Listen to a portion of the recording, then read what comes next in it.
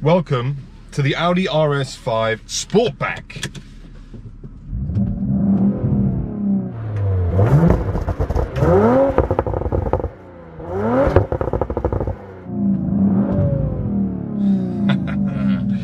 And what we're going to talk about today, guys, is this Audi RS5 Sportback the perfect one-car garage? And I'm going to give you 5 reasons as to why it could be, and a few reasons as to why it's not. Now, first of all, let's talk about what this thing looks like, because this is in probably my favorite Audi color, and that is Nardo Grey, and Nardo Grey is winning. Secondly, acceleration engine.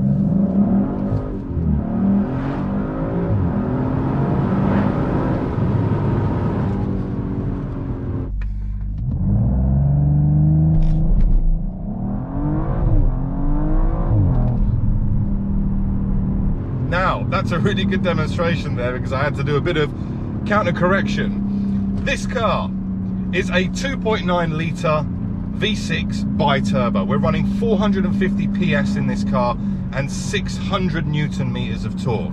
What that translates to is approximate 0 to 60 time around about 3.8, 3.9 seconds. That is seriously quick for this car. This car also runs the Quattro four-wheel drive system, except it sends 60% of the power to the rear wheels, which is a good thing, because the older RS5, the first gen RS5, the first one that we ever saw with the 4.2 litre V8, suffered from quite a bit of understeer. That's been resolved now in most Heldex systems that Audi are putting into their cars, but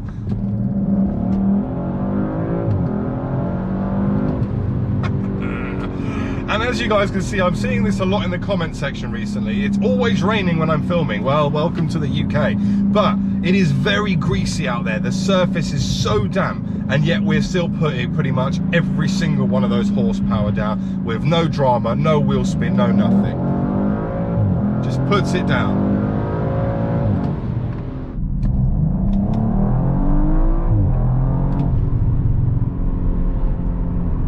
That's kind of point number 1, the engine, because the 2.9 litre V6, it has a glorious sound to it, as most RS models do. There's probably an element of, I guess, enhancement made in here, but I don't care about that. It does sound good, and we get pops and bangs out the back as well.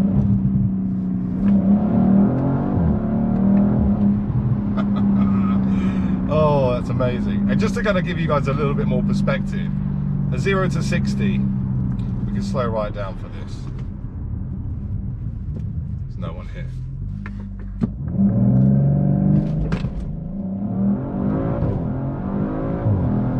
There it is.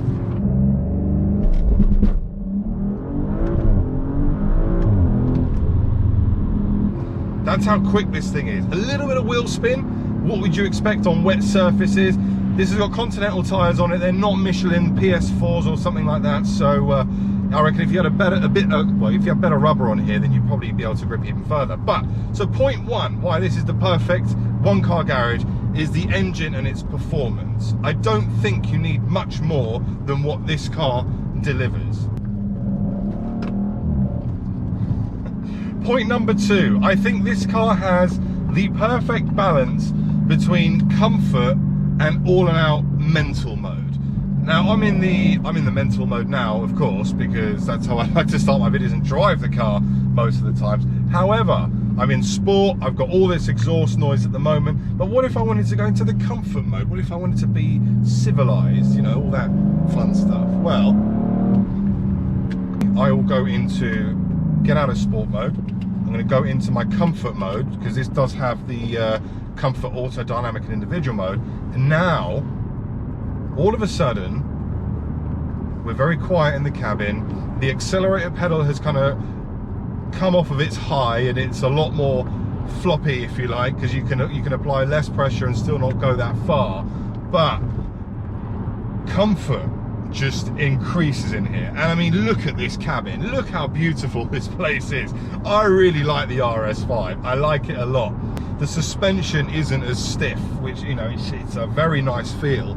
And from an RS car, if you're just driving this normally like I am right now, you wouldn't realise it's an RS car, which is a really good thing. Or is it? I think it is. Because then if I want to go back into all and out attack mode, I go back into dynamic, I put it back into sport or manual.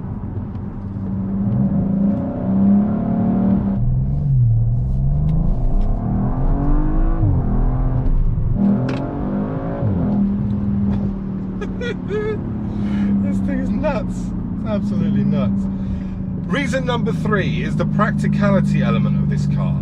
This car can do everything. You've got you've got reasonable space in the back. Arguably, because it's a sportback, you have that kind of hatchback rear, which is great because it means the boot space opens up into something that's almost the size of a flipping king-size bed. But also, you've got the rear seats, and for the majority of passengers, you'll be all right in the back of this. You won't have to worry about headroom. It's pretty good down the back there. There's lots of space, lots of leg room. I'm just going to spin this quickly around. 1 second, guys. And obviously, because it's technically a hatchback, you get the luxuries of a hatch while still having ample space in the cabin. No drama. Look, it just puts the power down and it's gone. And it is wet out here. It's raining. It's crappy weather.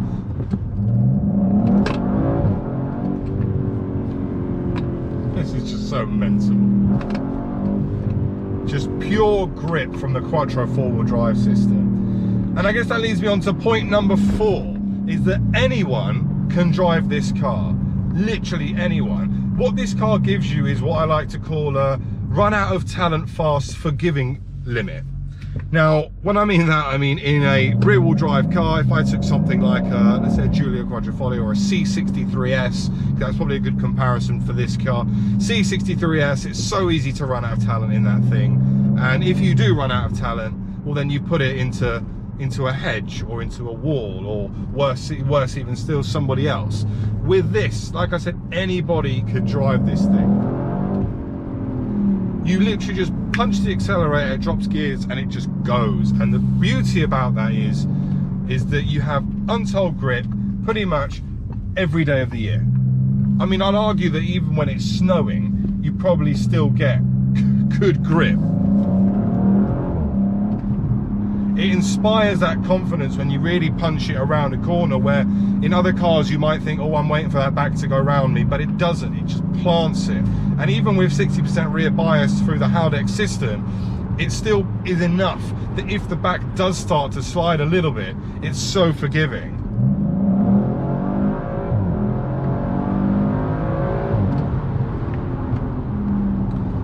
The thing is, with 600 Newton meters of torque, it means that pulling power is relentless as well. So it literally revs all the way up to around about 6,500, but you get power from 1900 RPM pretty much all the way to just after 5, which means that wherever you are in the power band, you're always, there is no situation where you're ever going to be in trouble in this car. That's what's wicked about it.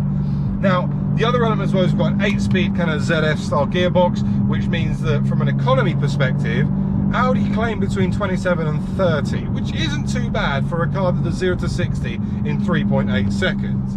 But is that really something that you should be thinking about when going to buy an RS car? Well, for the purpose of this video, and we're talking about, does this car tick all the boxes for a one car only garage? Yeah, I think you really should, because there's no point in having a car that can do everything, but your miles per gallon is like 10 or 11. This gives you a little bit more. I mean, if I look at the longer term MPG, and I've been hooning this, 22 miles to the gallon, that's pretty good going. I mean, let's not kid ourselves.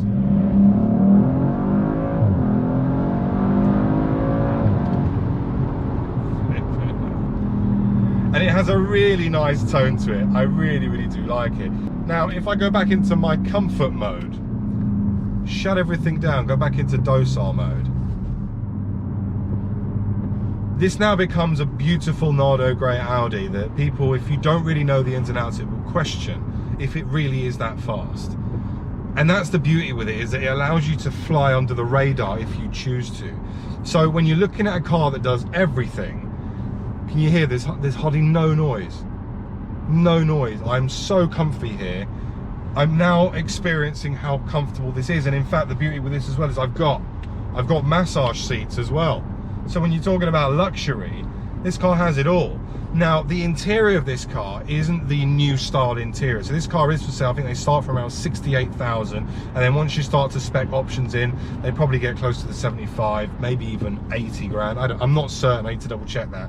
But it is a lot of money to pay for a car. So that's why if you're gonna do it and you want that one car garage, you wanna make sure it kind of ticks all the boxes. But this is the older style interior. It doesn't mean it takes anything away from it. I think the older style interior suits RS cars a little bit more personally. When I drove the S6, that cabin, the center kind of cabin, was incredible. But I don't really pay that much attention to it. From a driver's perspective, I've got the usual virtual cockpit, which I think if it's not flawed, don't change it. And Audi have done exactly that. It works really well. You've got the multi-view element here as well. The steering wheel is really nice. It has a very nice kind of flat bottom and leatherish feel to it. It's not too thick.